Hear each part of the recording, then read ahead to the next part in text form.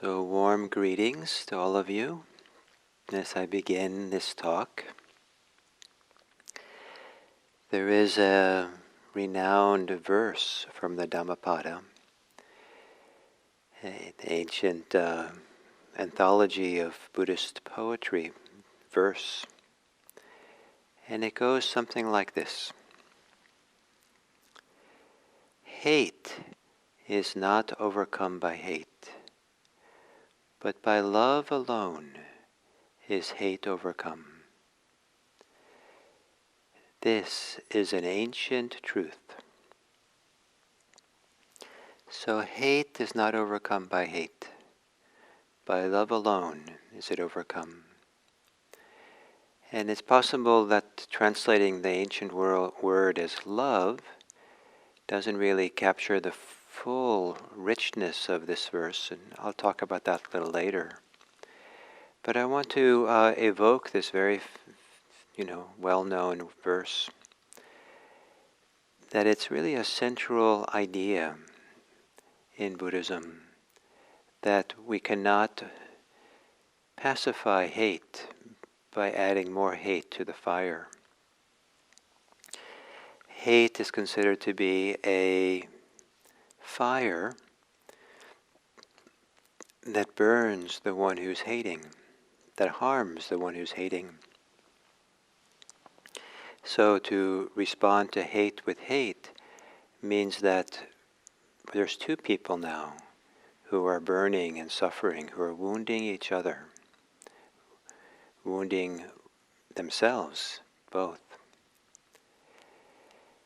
And this is such an important topic in the climate of the world, really. I don't know if there's more or less hatred in the world than there's ever been before, but we're certainly becoming acutely aware of it here in the United States. And perhaps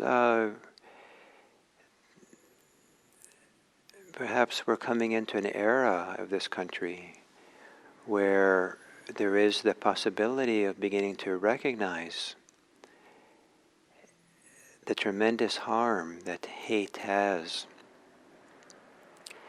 that maybe was difficult to see before when the hate was expressed with, so, violently that people are mostly spending their time protecting themselves from lynching and riots and all kinds of things. And hate was certainly present back then, but maybe it was not what was being addressed directly.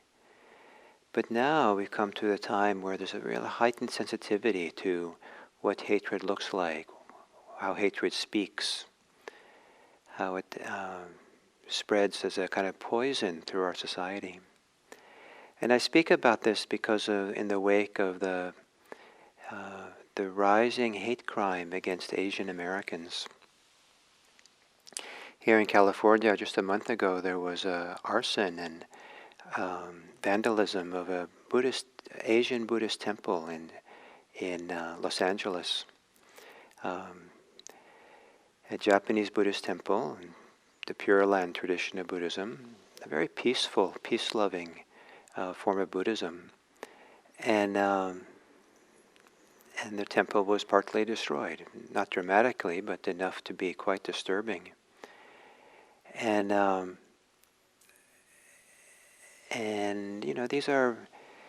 this is a tradition of Buddhism where has been in this country for well over 100 years.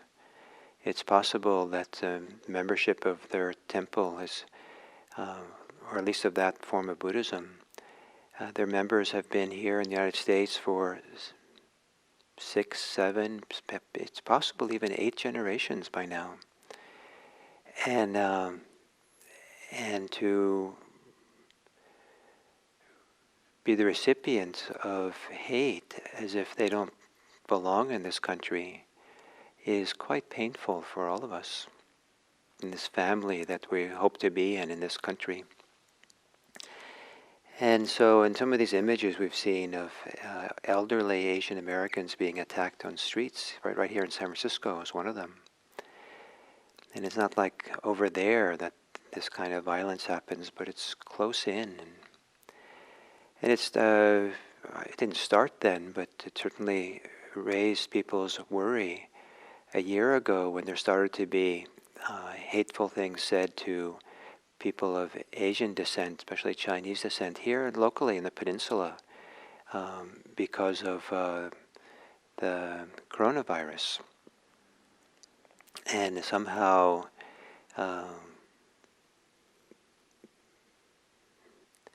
spreading of animosity towards people of any kind of Asian descent because of a virus like this.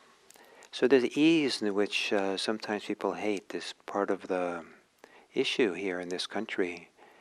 And certainly there's a need to stand in solidarity with the people who are the recipients of hate, and certainly to stand in solidarity with the Asian Americans who are struggling with this and with fear and worry and about what it means to be out in public even, or out in public at night, and we know what's coming. And to offer our protection and to create places of sanctuary where it feels safe to come, and not just welcome to come, but feeling like it's home, like they belong. And it's a little bit hard here at IMC to be maybe teaching here all alone this last year. But it's I want this place to be a home for all people, and for everyone to come here to feel like they belong, and even not just welcome, not just belonging, but feel like it's their place where they can really engage fully and bring themselves completely here. So, certainly I'm concerned for the membership of IMC that are Asian American, the membership of IMC that are Black, and all the people who have been the recipients of hate crimes here in the United States. The word hate crime is an interesting term because the definition of hate in this regard is different, certainly very different than some of the other meanings of hate, and that when we use the word hate. When people say that they hate spinach, it has a very different connotations, very different meaning of the word than when we say we hate an ethnic group, or we hate one of the. I think the highest number of hate crimes in the United States is against African Americans, and one of the other really high numbers is LGBTQ,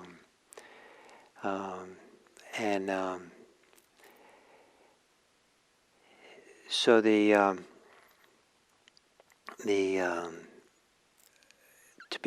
so when there's a hate crime, it's not just that an intent, a dislike of someone, but one distinction some people make also between like anger and hate, or hate as a hate crime, is that anger is for a particular behavior, particular event, particular situation, whereas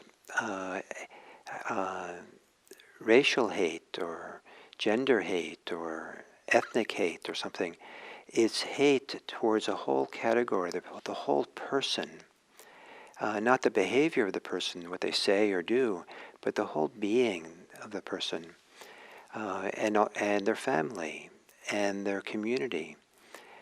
And so it's not just a singular emotion, but it's an attitude, a disposition, a way of seeing. It's an interpretation that's overlaid on the totality of who a person is.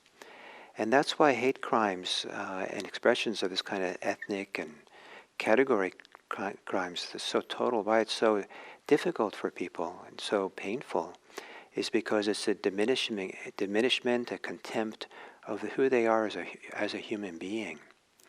And to have that repeatedly, to be a recipient that you as a human being are somehow worthy of my hate, is quite difficult. And then to know that that's a lingering disposition, a lingering attitude, it stays, means that, it's not just a mistake of the moment or an incident of the moment, passion in the moment, but it's something that stays and will be here and continue and continue. And to be the recipient of, the victim of hate crimes, it's not just the individual who suffers, but also the families and the community, because it's known that it's in some ways related to all those together. So it's really a fabric, a tear in the fabric of society.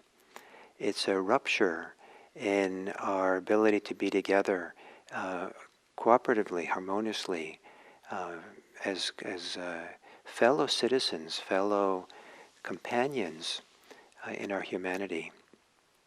It's also kind of a diminishment of people's humanity. And this is one of the great tasks, I think, of our society and for ourselves in our times, is to learn how to see the humanity of other people and how to share our humanity with other people. There was, I saw an interview recently of between, I think, an imam, a religious leader of a mosque, and the neighbor of the mosque, a man who had been high on drugs, heard about some violence. I think it was the Paris shooting, massacre, where all these people died in Paris by some ISIS kind of followers. And he came home high on cocaine, and was just angry at Muslims. They're all. His idea was that he said he had been listening to a lot of social media, and so he thought that all Muslims were somehow violent and terrorists and terrible people. And so he shot up the building next door to the mosque, and no one was hurt, but still he shot at it. So he was arrested and went to jail, and for what he did, and he apologized for what he did, and I think when he was no longer high, he understood what he had done and the huge mistake he had made. And when he apologized, the people in the mosque, the religious leadership of the mosque, forgave him and apparently brought him food and little gifts in the prison. And when he was released, because he lived next door, they invited him over to the mosque, and they were able to tell him a little bit about what their form of Islam was, and he was shocked. He found these people to be fantastic, wonderful people, and peace-loving people, and who had forgiven him. And then he brought his friends over and to see them, and they were all kind of discovering the humanity of each other, sharing each other's humanity, getting to know each other, which is not so easy, not so possible when there's hate, not possible when there's that categorical idea that someone is somehow contemptible. And so how do we respond to hate as individuals in society? And from a Buddhist point of view, we don't respond with more hate. And so to take a lot of care, it's hard to avoid doing that. It's hard not to be upset with them, those people who are doing it. Of course there should be, of course they shouldn't be. Of course we should take a strong stand against the acts of violence, against these acts of this level of hate. And hopefully stand up and help protect our fellow humans who are struggling with this kind of situation. It affects all of us. But we shouldn't hate. And so in this Dhammapada verse, it says, hate is not overcome by hate. And common translation is, by love alone is hate overcome. But the actual language of the original language of the line, it literally says, by non-hate is hate overcome. And so non-hate is a larger category, points to a wider range of responses than love. Love maybe is too hard, too difficult to draw up love and expect we're always supposed to be loving, and maybe it's not even appropriate as the first response or as a response in situations of hate. And so the question is, what does non-hate mean? And most literally, it means not to hate. And so the idea of loving, I think, is a great one. And the motivation to love, it can arise out of deep meditation practice. In meditation practice, where we let go, we quiet all the fevers of greed, hate, and delusion, we settle and discover a deep level of peace and well-being within, a settled, peaceful, contented, reassured heart. We discover that there is a way of living, a way of being, that becomes more important, like one of the most precious things how to live. There can be a feeling of kindness, love, friendliness, compassion that radiates from within. And we say, this feels like home. This has integrity. This is the place of value of how to live this life. And then to feel a commitment that this is how I want to be. And so what can exist rather than being loving, there can be the wish to be loving. We can't always love, but maybe we can always have the aspiration to love. And sometimes that aspiration to love means that the best we can do today is not to give in to our hate, our hostility. Maybe not giving in to hate, maybe the wish to love commits us to pausing, sacred pause, to hold in check any movement we have to hate. We hold in check our tongue. We don't speak words of hostility. We hold our hands in check to not express any physical expressions of hostility. That this learning to hold ourselves back because we want to love is not a kind of repression, but rather it's a kind of expression of something that's deeper, that wants to come out. Something deeper that's saying, wait, hold it. There's something more important here. Don't lose yourself. Don't give in to something which adds to fragmentation, alienation. Don't give in to something that's going to burn yourself. That some of the dramatic images of hate and metaphors for hate in Buddhism is that of a poisonous snake which is biting itself, or that of a fire that is burning itself when it burns. So hate, the fire of hate burns the person who is hating. The poison of hate poisons the person who hates.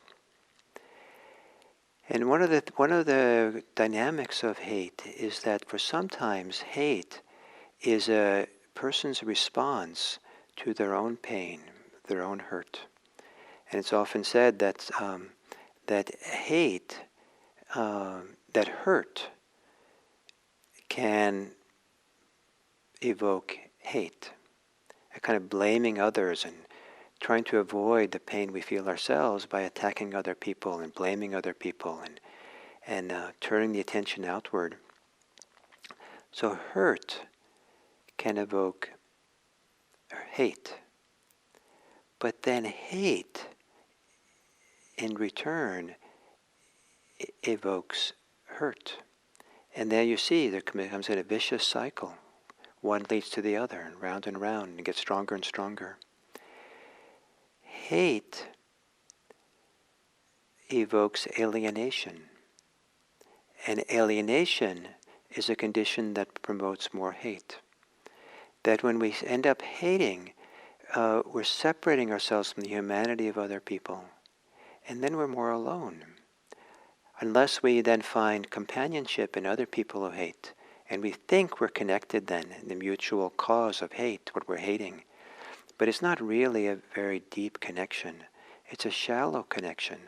And to get somehow supported or feel enlivened by hate is a kind of self-alienation. And the more we're alienated from others and alienated from ourselves, then the more the more that drives further hate. Hate brings alienation, and alienation promotes even more hate. In Buddhist language, Buddhist ideas, hate is a form of bondage. And to be free, to freely, do the wishes of our jail keepers or jailers is not real freedom. So to have the freedom to express the hate and be free and wonderful to express it freely is really doing the work of our jailers. It's just enslaving us or jailing us more and more in bondage. That people who are hating are in fact caught and diminishing themselves and jailing themselves in these very strong feelings. To find freedom is to find freedom from hate, to find an ability to allow something that's deeper than hate to come forth and move through us. And so for those of us who are practitioners, one of the great possibilities for us is not to diminish ourselves because we might feel hate, or we might feel animosity, or we might have prejudice and bias, but rather to turn the light of awareness on that, to really be honest about that, learn to see it and recognize it in whatever form it takes. Our anger, hostility, even to anything. To keep turning back 180 degrees away from the object of our hostility, our prejudice, our bias, to what it's like for us to have the bias, the prejudice, the hostility, or even the intense hatred that occasionally can exist. And really be honest about it and see it. And if we want to love ourselves, then we want to have the sacred pause and don't give into it, but look at it deeper and deeper and deeper. What's going on here? And then to find and bring with that the awareness that's calming, the awareness that is peacemaking, the awareness is not hating or in conflict, non-contentious awareness. So we can start relaxing and settling the fires, relaxing the hurt, the alienation, relaxing the way in which we recoil from pain. Feel our own pain deeper and deeper until we find where the healing is, where there is peace, where there's wholeness, maybe where there is love.